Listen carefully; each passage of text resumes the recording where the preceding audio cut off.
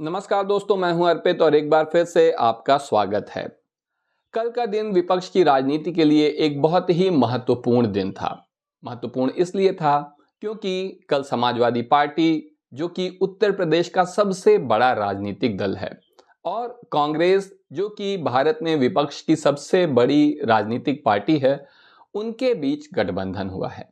ये गठबंधन बहुत जरूरी था क्योंकि इससे विपक्ष को एक नई ऊर्जा मिली है, एक नया आत्मविश्वास मिला है, जो कि लगातार कम होता जा रहा था। मैंने आप लोगों से बार बार कहा कि यकीन मानिए आखिर में जरूर होगा गठबंधन, लेकिन हमें भी संदेह होता था, लगता था कि पता नहीं हो पाएगा कि नहीं। इसके पीछे वजह यह थी कि जो आरएसएस के एजेंट हैं या आरएसएस के लोग हैं, वो सिर्फ भारतीय जनता पार्टी में नहीं हैं, वो हर दल में हैं। और ये लोग नहीं चाहते थे कि गठबंधन हो। ऐसे लोग हैं जो चाह रहे थे कि गठबंधन ना हो। बाकी मीडिया तो मीडिया ही है, लेकिन जैसा कि अखिलेश जी ने कहा कि अंत भला तो सब भला, और आखिरकार गठबंधन हो गया है। अब सवाल ये है जो मेरे जहन में है, बहुत ही महत्वपूर्ण सवाल है ये इंडिया गठबंधन की सफलता के लिए, कि चंद्रशेखर आजाद और उनकी जो पार्टी है आजाद समाज पार्टी, इसे टिकट कहां से मिलेगा, किसके कोटे से मिलेगा, कांग्रेस के या फिर समाजवादी पार्टी के। तो इसी बारे में आज हम लोग बात करेंगे, और क्यों जरूरी है चंद्रशेखर आजाद को टिकट मिलना, ये एक महत्वपूर्ण सवाल है।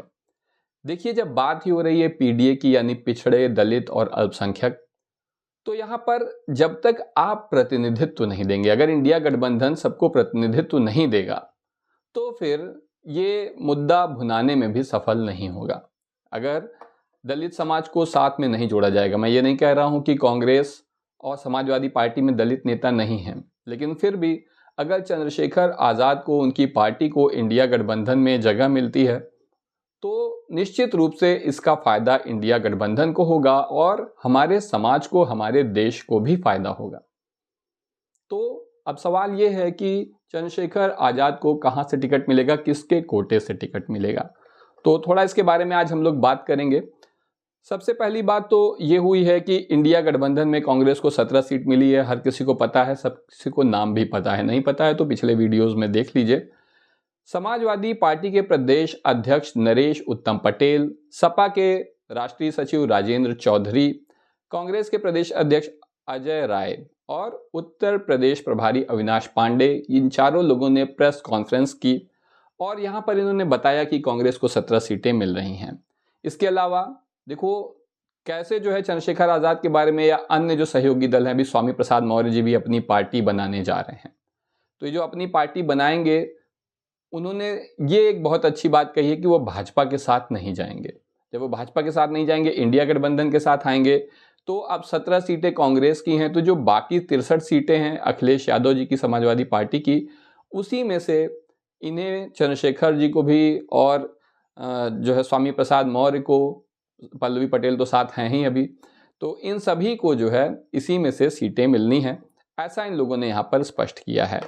सपा के प्रदेश अध्यक्ष नरेश उत्तम पटेल ने यह भी बताया है कि समाजवादी पार्टी को खजुराहो से सीट मिली है, क्योंकि अखिलेश यादव जी अपनी पार्टी का विस्तार मध्य प्रदेश में भी करना चाहते हैं और कांग्रेस ने इसे खुशी खुशी स्वीकार किया है, तो ये एक अच्छी बात रही है।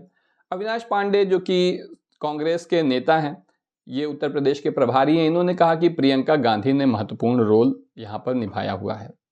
महत्वपूर्ण रोल इस तरीके से निभाया है क्योंकि जैसा मैंने आपको बताया, कांग्रेस के बहुत से नेता, इसमें खास तौर से मैं अजय राय जी का नाम लेना चाहूंगा, वो नहीं चाहते थे कि सपा से गठबंधन हो।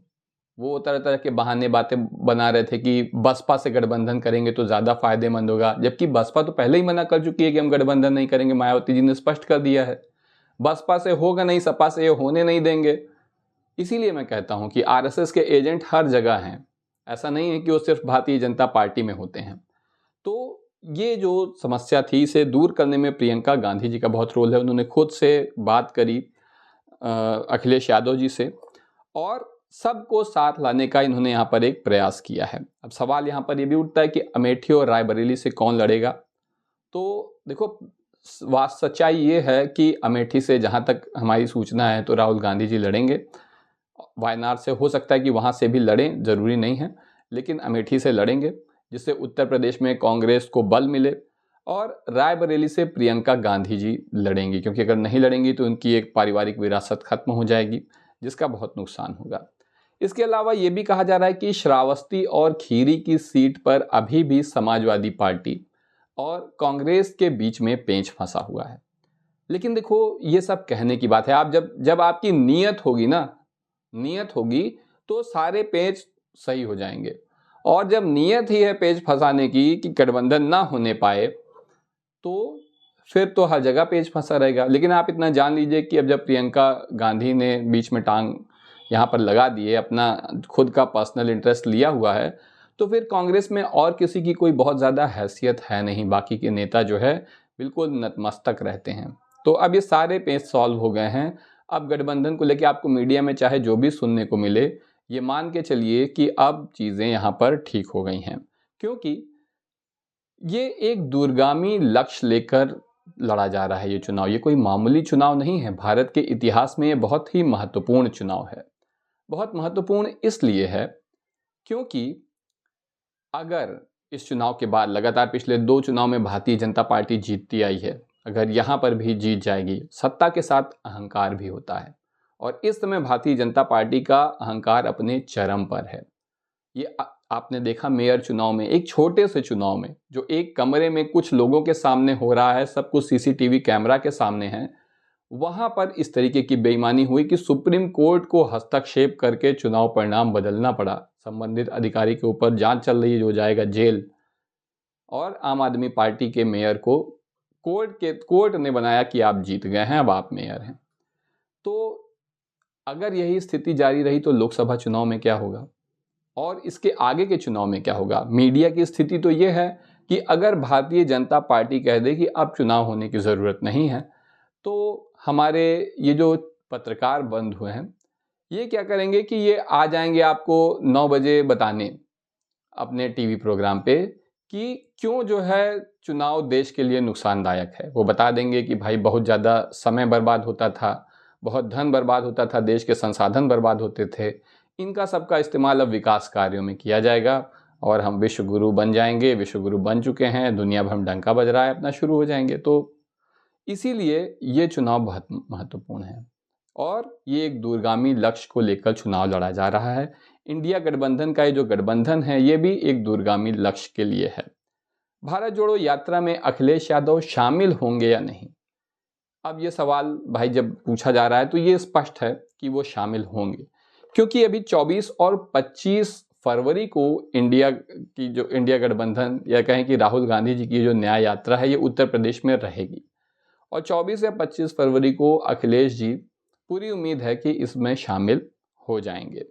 बसपा और राष्ट्रीय लोकदल के साथ ना आने पर जब सवाल पूछा गया इन लोगों से, तब इसको सभी ने टाल दिया। जाहिर सी बात है कि जो बसपा को अगर केवल एक चीज़ की कमी रह गई है, अब अगर बसपा भी साथ आ जाती तो सच में मतलब मज़ा आ जाता। लेकिन खैर अब नहीं आई है। मायावती जी का फैसला है, इस फैसले को स्वीकार करिए। ये मेरा आपसे कहना है, आपसे विनती है कि इस फैसले को स्वीकार करिए कि मायावती जी साथ नहीं आ रही हैं, वो अकेले लड़ रही हैं, बिना ये कहे कि वो भाजपा से मिली हैं या बिना इस तरीके के ओछे आरोप लगाए। क्योंकि मान लीजिए कि अभी यही गठबंधन ना हो पाता सपा कांग्रेस का, सब लोग अकेले अकेले लड़ते, तो क्या वो भाजपा से मिले हो जाते? नहीं, ऐसा नहीं है। तो अब जब उन्होंने फैसला कर लिया है कि वो नहीं आ रही हैं, आप चंद्रशेखर आज़ाद जी के साथ गठबंधन करिए, दलितों को जोड़िए अपने साथ, ज़्यादा से ज़्यादा सीटें जीतने की कोशिश करिए। अगर परिस्थितियां अनुकूल रहीं तो ज़रूरत पड़ने पर उनका भी साथ मिलेगा, इसमें कोई संदेह नहीं है।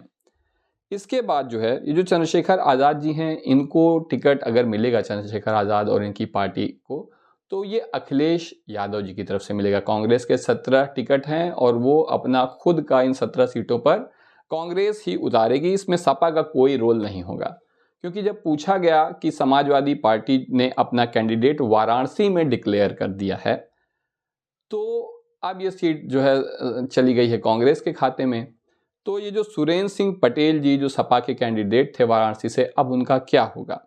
तो जवाब में समाजवादी पार्टी की तरफ से जो जवाब आया कि वाराणसी की सीट कांग्रेस को दे दी गई है और इस पर वो किसे उतारेंगे ये उन्हें ही निर्णय लेना है।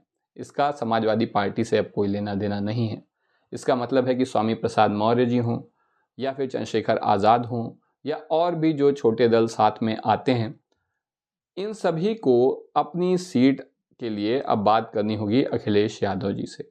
यहाँ पर एक पेंच अब फंसा हुआ है कि हो सकता है कि स्वामी प्रसाद मौर्य जी और अखिलेश यादव जी के बीच की जो नाराज़गी हुई होगी इन दिनों में, उससे कहीं कोई नुकसान ना हो जाए। तो आज के लिए बस इतना ही और मिलेंगे जल्द ही। धन्यवाद।